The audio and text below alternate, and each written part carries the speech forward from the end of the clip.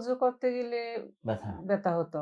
আচ্ছা। তারপরে আমি মনে করেন মুখটা ধুয়ে এখানে একটু সাবান-টাবান লাগাচ্ছি, হ্যাঁ, তখন তখন ব্যথা ব্যথা। শুরু। এই জায়গায় একটু হাত দিচ্ছি, তখন ব্যথা ব্যথা শুরু। শুরু হয়।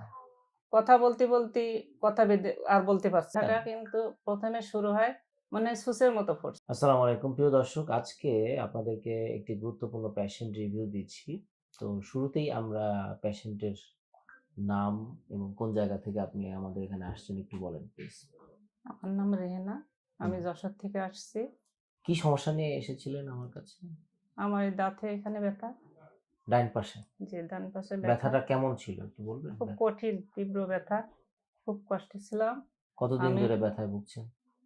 আমি অনেক দিন ধরে ৪-৫ বছর এরকম ভুগছিলেন? ভুগছিলাম। কোনো ডাক্তার সেরকম তো পাচ্ছিলাম না। জি, জি। তো আমার এক ডাক্তারের কাছে যেয়ে হুম, তো আপনার ঠিকানা দিছিল। হুম, হুম। দেওয়ার পরে এখানে আসার পরে আপনার দেওয়া ওষুধ খেয়ে আমি আমার ১২ আনা তো সেরেই গেছে। মানে ২ আনা পরিমাণ ওই মানে ১৫ দিন অন্তর, অন্তর আমার একটু একটু, হয়। একটু আসে। হ্যাঁ, তা ওষুধ দিয়ে আমি খুবই ভালো। আমার খুব ভালো লাগে। তো আমি ব্যথাটা কেমন যেন আপনি বলেছিলেন যে এই যে যেমন ব্রাশ করলে, হ্যাঁ, আমি যখন একেক মুখে সময় কুলি একেক কুলি রকম করলে, মনে পানি করেন। আমি লাগালে উজু করতে গেলে ব্যথা। ব্যথা হতো। আচ্ছা। তারপরে আমি মনে করেন মুখটা ধুয়ে এখানে একটু সাবান-টাবান লাগাচ্ছি, হ্যাঁ, তখন তখন ব্যথা ব্যথা শুরু। শুরু। এই জায়গায় একটু হাত দিচ্ছি, তখন ব্যথা ব্যথা শুরু। শুরু হয়। কথা বলতে কথা বেঁধে আর বলতে পারছি না। খাওয়ার সময়ও খেতে আর খেতে পারতাম আর না। খেতে পারতেন না। মানে বিভিন্ন ধরনের সময় আমার আমি শুয়ে আছি, এপাশ থেকে এপাশে ঘুরছি, হুম, হুম, তখন ব্যথাটা হঠাৎ আমার ঘুম ভেঙে গেছে। হুম। এত কষ্ট। পরে ধন্যবাদ। বলছে আমি যে বিষয়টা দর্শক আপনাদেরকে বলব যে টিপিক্যাল কিছু ট্রাইজেমিনাল নিউরালজিয়া যেটা আমরা বলি যে মুখমণ্ডলের তীব্র ব্যথা এবং এই ব্যথার একটা খুবই গুরুত্বপূর্ণ বৈশিষ্ট্য হচ্ছে যে কোনো এক দিক থেকে ব্যথাটা আসে এবং অধিকাংশ ক্ষেত্রেই আমাদের রোগীরা ভুল করে যে দাঁতের সমস্যা যে ওনারও ছিল। তো দাঁতের চিকিৎসকদের কাছে যান এবং আমার কাছে একাধিক রোগী এসেছেন যে দাঁত ফেলে একাধিক কেউ ১ টা ২ টা বা ৩ টা একজন রোগী এসেছে ৪ টা দাঁত ফেলে আসছে। তো এইটা আমি বলব যে আমাদের রোগীদের ভুল হয়। মূলত আজকের রিভিউ তাদের জন্য, যারা এই ভিডিওগুলো শুনবেন তারা যেন সঠিক চিকিৎসাটা নিতে পারেন, সঠিক জায়গায় যেতে পারেন। তো মেইনলি যেটা বলছি ট্রাইজেমিনাল নিউরালজিয়া ব্যথাটা কিন্তু তীব্র ধরনের। খুব উনি যে টিপিক্যাল ফিচার গুলো বলেছেন যেমন ব্রাশ করার সময়, মুখে পানি দিলে, খাওয়ার সময় ব্যথাগুলো হচ্ছে এবং তীব্রতর ব্যথা হচ্ছে। যেটা আমরা যেটা বলি যে এটা নির্ণয় করার জন্য ক্লিনিক্যাল ফিচারটা খুবই গুরুত্বপূর্ণ। যেই লক্ষণগুলো উনি বলল এটাই হচ্ছে এটা ডায়াগনস্টিক মেইন টুল। তারপরে অনেক সময় আমরা এমআরআই করে দেখি যে অনেক সময় ভাস্কুলার কম্প্রেশন থাকে কিনা, ব্রেইনের এমআরআই করে দেখি যে অনেক সময় নার্ভের আর্টারি বা রক্তনালীর কম্প্রেশন থাকলে এটা হতে পারে। তো সেরকম প্রয়োজন হয়নি কারণ উনাকে আমরা প্রাথমিকভাবে যে ওষুধগুলো দেই তাতে তিনি ১২% মানে ১২ ভাগ শতকরা ১২ আনাই উন্নতি। তার মানে উনি অধিকাংশই উন্নতি হয়েছে। তারপরে হালকা, হালকা ব্যথা মাঝে, মাঝে আসে। আর তো আমার হ্যাঁ?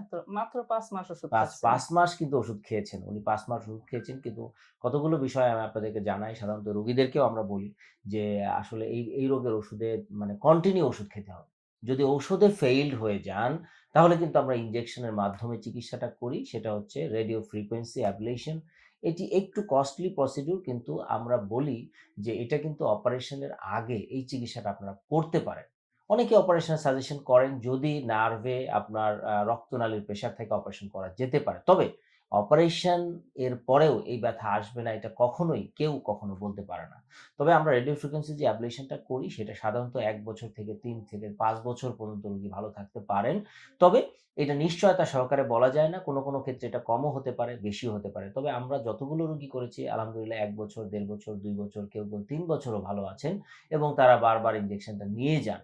তো এইজন্য আমি বলব প্রিয় দর্শক যাদের এই ধরনের প্রবলেম বিশেষ করে মুখমণ্ডলের যেকোনো এক পাশে তীব্র ব্যথা যে লক্ষণগুলো আমরা বললাম, এগুলো যদি থাকে তাহলে অবশ্যই আপনারা একটা কাছাকাছি পেইন স্পেশালিস্ট এর সাথে যোগাযোগ করতে পারেন অথবা নিউরো মেডিসিন এর সাথে যোগাযোগ করতে পারেন। উনারা আপনাকে হয়তো আমার কাছে পাঠিয়ে দিতে পারে অথবা যারা প্রয়োজন প্রাথমিকভাবে ঔষধ দিয়ে চিকিৎসাটা করতে পারে। তো এইভাবে যদি আপনারা সঠিকভাবে চিকিৎসাটা করেন তাহলে আমার মনে হয় এটা থেকে অধিকাংশই ওষুধের মাধ্যমে উন্নতি হতে পারে। যদি ওষুধে উন্নতি না হয় তাহলে ভিন্ন কোনো চিন্তা না করে আপনাকে রেডিও ফ্রিকোয়েন্সি অ্যাবলেশন যেটা আমরা নার্ভে হিট দেওয়ার মাধ্যমে এটা করি। এটা অপারেশনের চিকিৎসা না। এটা আমরা নার্ভে হিট দেই। খুবই সূক্ষ্ম সূচের মাধ্যমে হিটটা দেই ব্রেইনের কাছাকাছি যেয়ে। এটা নিরাপদ এবং সেফ পদ্ধতি। তবে অপারেশন জনিত যে কারণগুলো সেগুলো একটু ঝুঁকি থাকে, কারণ ব্রেনের অপারেশন সবসময়ই ঝুঁকিপূর্ণ। সেই জায়গাটা অনেকেই করতে চান না। তো সেক্ষেত্রে আমি মনে করি রেডিও ফ্রিকোয়েন্সি অ্যাবলেশন এটা খুবই অত্যন্ত কার্যকরী চিকিৎসা ট্রাইজেমিনাল নিউরালজিয়া বা মুখমণ্ডলের তীব্র ব্যথার ক্ষেত্রে। আরো কিছু বিষয় আমি বলে দেই, একই সাথে কোনো ক্ষেত্রে অপারেশন করে ফেইলড হয়ে গেছেন, সেক্ষেত্রেও কিন্তু রেডিও ফ্রিকোয়েন্সি অ্যাবলেশন কার্যকরী হয়। আমি বেশ কিছু রোগী অপারেশনের পরেও আমার কাছে সার্জনরা পাঠিয়েছেন এবং সেটি করেও কিন্তু আলহামদুলিল্লাহ রোগীগুলো ভালো আছে। তো প্রিয় দর্শক, আপনাদের সকলকে ধন্যবাদ জানাচ্ছি। এই ধরনের প্রবলেমে যারা এই ভুগছেন, তো প্রিয় দর্শক আপনারা ভালো থাকেন, সুস্থ থাকেন। সেই আশায় শেষ করছি। আসসালামু আলাইকুম।